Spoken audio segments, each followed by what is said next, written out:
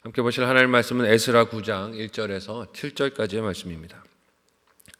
구약성경 722페이지 전으로 있습니다. 에스라 9장 1절에서 7절까지의 말씀을 드라마 바이블로 봉독하겠습니다.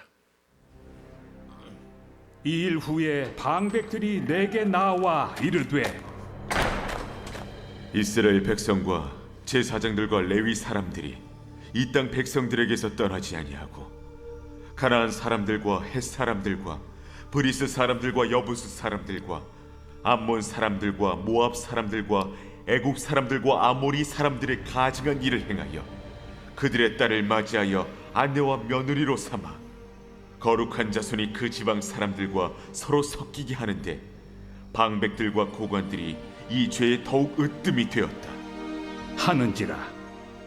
내가 이 일을 듣고 속옷과 겉옷을 찢고 머리털과 수염을 뜯으며 기가 막혀 앉으니, 이에 이스라엘의 하나님의 말씀으로 말미암아 떠는 자가 사로잡혔던 이 사람들의 죄 때문에 다 내게로 모여오더라.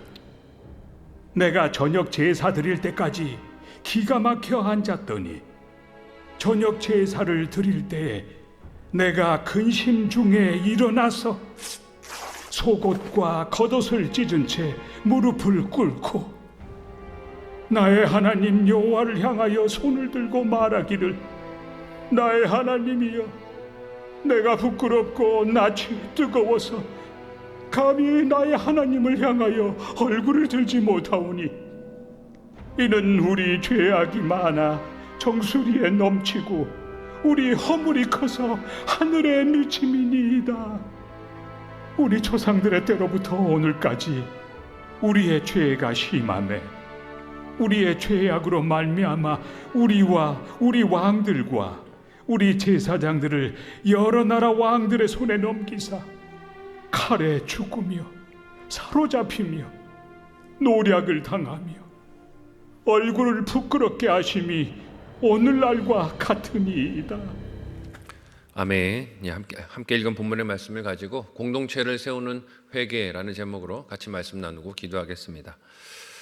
하나님께서 바벨론 포로로 70년을 살았던 이스라엘 백성들을 고국으로 돌아가게 인도해 주신 것은 단지 건물인 성전을 세우고 성벽을 세우고 이스라엘 백성들이 살아갈 터전을 마련하라고 하고 거기서 살라 하는 뜻이 아니었습니다.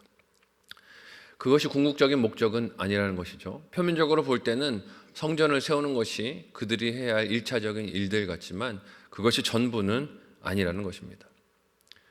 이런 하나님의 인도하시면 마치 창세기에서 하나님이 사람을 창조하셨을 때 그 사람이 살아갈 환경과 조건을 미리 갖추어 주시고 그곳에서 사람을 살게 하신 모습을 떠올리게 합니다.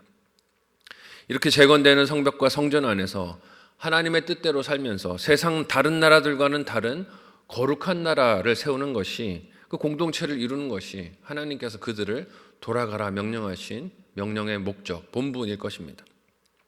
그래서 하나님은 제사장 가문이자 율법의 전문가인 학자, 학사라고도 불렀던 에스라를 고국으로 돌아가게 하시고 율법을 그가 가르칠 뿐만이 아니라 스스로 지키면서 다른 이스라엘 백성의 거룩한 영향력이 될 사명을 주셨습니다.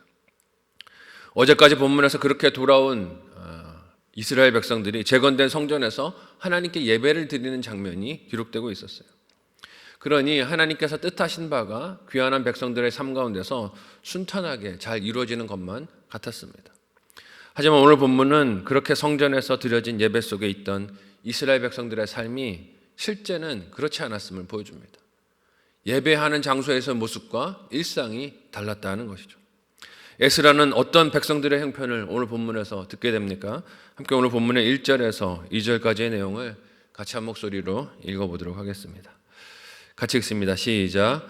이 일 후에 방백들이 내게 나와 이르되, 이스라엘 백성과 제사장들과 레위 사람들이 이 땅 백성들에게서 떠나지 아니하고 가나안 사람들과 헷 사람들과 브리스 사람들과 여부스 사람들과 암몬 사람들과 모압 사람들과 애굽 사람들과 아모리 사람들의 가증한 일을 행하여 그들의 딸을 맞이하여 아내와 며느리로 삼아 거룩한 자손이 그 지방 사람들과 서로 섞이게 하는데 방백들과 고관들이 이 죄에 더욱 으뜸이 되었다 하는지라. 아멘. 지난 에스라 2장에서는 예루살렘으로 돌아온 사람들의 족보가 기록되어 있었어요. 이유가 무엇입니까? 하나님 앞에 구별된 사람들이 누군지 확인하기 위해서 족보를 기록했었죠. 그 속에 이름이 없는 자들은 제사장의 직분도 행하지 못하도록 대기하도록 했던 그 모습을 기억할 때 7장에 와서 그들이 보인 이 행적은 충격적입니다. 4장에서는 성전을 건축하는 일에 외부인들이 제안한 도움까지도 거부했던 그들이었어요. 외부 사람들이 와서 성전 재건을 돕겠습니다 했을 때 이스라엘 백성들은 아니라고, 당신들은 이 일에 동참할 수 없다고 막았던 이들이 그들이었습니다. 근데 외적으로는 다른 민족들을 그렇게 분리해서 구분하고 거룩을 지키려고 힘쓰는 것 같았던 그들이 내적인 현실은 어땠습니까? 에스라에게 찾아온 방백들, 즉 리더들의 보고를 보면 거룩해야 할 제사장들과 레위 사람들이 가나안의 사람들을 아내로 맞이하여 결혼하였던 것을, 또한 며느리로 맞았던 것을 볼 수 있습니다. 무슨 뜻입니까? 결혼을 이방 민족하고 했다는 뜻이에요. 오늘날로 치자면 불신결혼 문제 삼지 않았다는 뜻입니다. 처음 돌아왔던 귀한 1세대는 아마 돌아온 목적과 그 뜻을 흐리지 않으려고 애를 썼을 것입니다. 결혼도 신경 써서 분별하여서 하려고 애를 썼을 거예요. 하지만 점점 세대가 흘러가면서 어떻게 된 것입니까? 그 거룩한 기준이 희미해진 것이죠. 어때? 상관없어. 먹고 사는 일이 중요하잖아. 직업만 탄탄하면 괜찮아. 거룩에 대한 고민이 흐려지는 것이죠. 2절까지 본문에서 언급되는 이방 족속의 이름들은 과거 이스라엘 백성들을 가나안 땅으로 하나님께서 인도하셨을 때, 그들이 기업을 받았을 때 그 땅에서 그들이 쫓아내야 할 민족들이라고 하나님이 열거하신 사람들, 족속들의 이름들이에요. 신명기 7장 1절의 말씀을 우리 같이 한 목소리로 읽어보도록 하겠습니다. 같이 읽습니다. 시작. 내 하나님 여호와께서 너를 인도하고 내 앞에서 여러 민족, 헷 족속과 기르가스 족속과 아모리 족속과 가나안 족속과 브리스 족속과 히위 족속과 여부스 족속, 곧 너보다 많고 힘이 센 7 족속을 쫓아내실 때에, 쫓아내야 하는, 함께 섞여 사는 것이 아니라 구분되어야 하는 족속들의 이름을 하나님이 열거해 주셨죠. 시대적으로 여호수아 당시의 가나안 족속들이 에스라 시대까지 같은 이름으로 존재하지는 않았을 것으로 보이지만, 하지만 외출애굽 당시에 있었던 가나안 족속들의 이름을 에스라 당시 이방 민족들을 지칭하는 데까지 적용해서 부르고 있는 것일까요? 다르지 않다는 것이에요. 모세나 여호수아 당시 이스라엘 백성들이 순종하지 못했던 정복 전쟁의 사명이 에스라 때에도 여전히 다습되고 있다는 것입니다. 쫓아내야 하는데 쫓아내는 것이 아니라 섞여 살면서 먹고 사는 것에 더 치중하고 살아가고 있다는 것이죠. 하나님께서 이스라엘 백성들을 포로로 살던 땅에서 일으켜 고국으로 돌아가게 하신 것은 그들이 돌아온 땅에서 하나님의 뜻대로 사는 나라를 세우라는 뜻이 있었습니다. 그런 기대가 있었지만 여전히 이스라엘 백성들은 조상들이 범했던 죄와 잘못을 그대로 답습하고 살고 있었던 것이죠. 그들이 가나안을 하나님이 기뻐하시는 땅으로 바꾸는 영향력이 되어야 했지만 거꾸로 그 땅에 사는 사람들이 결혼을 통해서 이스라엘 백성들을 우상 숭배의 영향력에 그렇게 내어주는 꼴이 되고 만 것입니다. 그들을 밀어내고 거룩한 하나님을 예배하는 공동체를 세우려고 했더니 오히려 우상을 섬기는 자들의 영향력을 받아들여 그렇게 살아가는 것이죠. 읽은 2절까지 말씀을 보니 특별히 제사장과 레위 사람들, 방백들과 같이 백성의 본이 되고 리더가 되어야 하는 사람들이 그 죄에 더욱 으뜸이 되었다라고 말하고 있습니다. 앞장서서 그 일을 했다는 뜻이에요. 이에 에스라가 들은 방백들의 보고에 오늘 본문에 어떻게 반응을 합니까? 함께 오늘 본문의 3절에서 5절의 말씀을 같이 한 목소리로 읽어보도록 하겠습니다. 같이 읽습니다. 시작.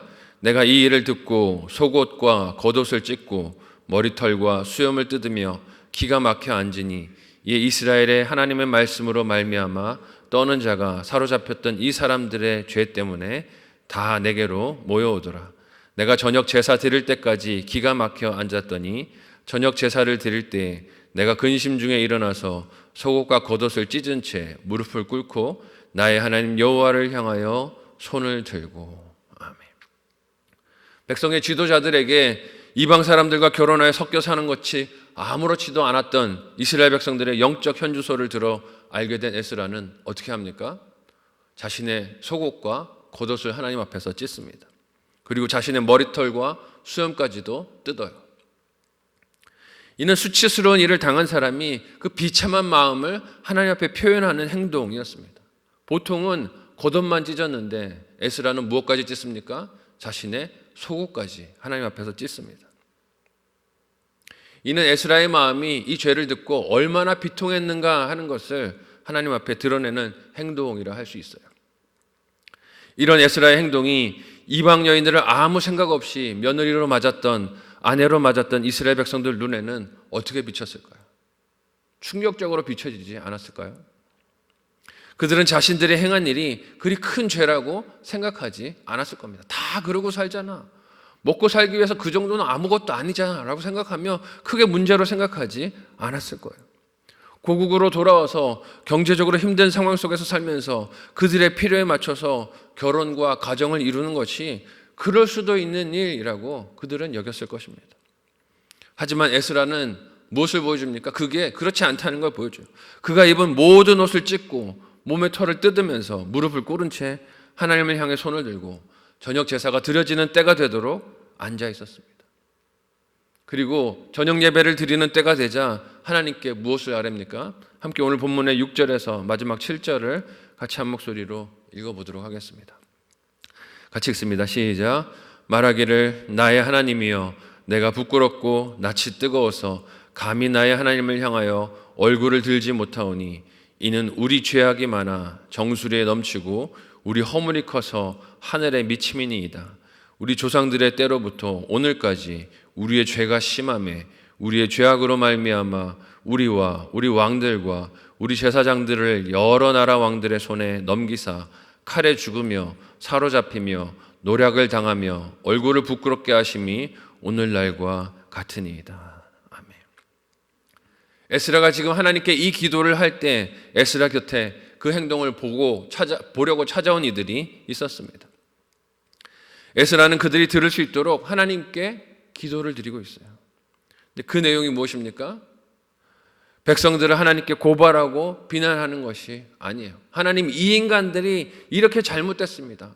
하나님, 이 인간들이 이렇게 깨져야 됩니다 라고 부르짖는 게 아니에요. 하나님께 이렇게 기도합니다. 그 자신이 부끄러워서 하나님께 얼굴을 들지 못하겠다라고 합니다. 이유를 어떻게 말하고 있습니까? 자신을 포함한, 여기가 중요한 거예요. 자신을 포함한 이스라엘 백성의 죄가 많아서 하늘에 미치기 때문입니다 라고 말하고 있습니다. 여러분, 에스라가 이방 여인과 결혼한 것이 아니지 않습니까? 자신은 그 죄에 포함되지 않았다라고 선을 긋고 남을 향해서 분노와 정죄를 쏟을 수도 있을 것입니다. 하나님, 이 인간들이 이렇게 거룩하지 못합니다. 이렇게 불결합니다 라고 그들을 비난할 수도 있을 거예요. 하지만 에스라는 어떻게 합니까? 자신을 포함시켜 하나님께 죄를 고백하며 과거 조상들도 그와 같은 죄로 이방 나라들의 왕들에게 패망하고 포로로 끌려갔던 것을 기억하며 통곡합니다. 이유가 무엇일까요? 에스라의 사명이 무엇입니까? 그도 자신이 포함된 이 공동체를 세우는 것 아닙니까?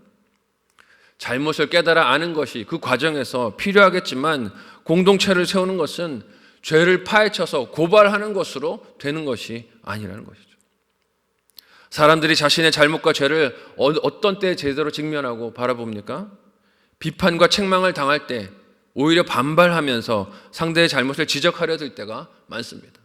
손가락질을 당하면 그래요, 제 죄입니다, 제가 회개해야죠, 그러는 사람이 있습니까? 아니요, 발끈합니다. 너는 하고 나오죠. 너는 뭐 잘했냐? 서로를 비난하고 책망하고 손가락질 할 것입니다. 하지만 에스라와 같이 남의 잘못을 자신의 잘못으로 여겨 안타깝게 여기며 하나님께 비통한 모습으로 기도하는 것은 그들이 범한 죄의 심각성을 깊이 돌이켜보게 하는 도전이 됨을 알 수 있어요. 우리는 공동체 안에 무슨 문제가 생기면 나는 아니라고 생각하고 제외할 때가 많죠. 하지만 생각해 보십시오. 공동체라는 것이 무엇입니까? 남의 죄는 곧 나의 죄이기도 한 것이에요. 남의 잘못은 내 잘못이기도 한 것입니다. 공동체의 문제와 필요를 내 문제와 필요로 아는 것, 여기는 것, 공동체를 위해 기도하는 일에 나의 전심을 다하는 것이 진정 하나님 나라를 위하는 일, 교회를 위한 일이 아니겠습니까? 우리에게 에스라와 같이 교회를 나와 같이 여기며 사랑으로 세우는 마음이 다 있으시기를 예수님의 이름으로 간절히 소원하고 축복합니다. 아멘.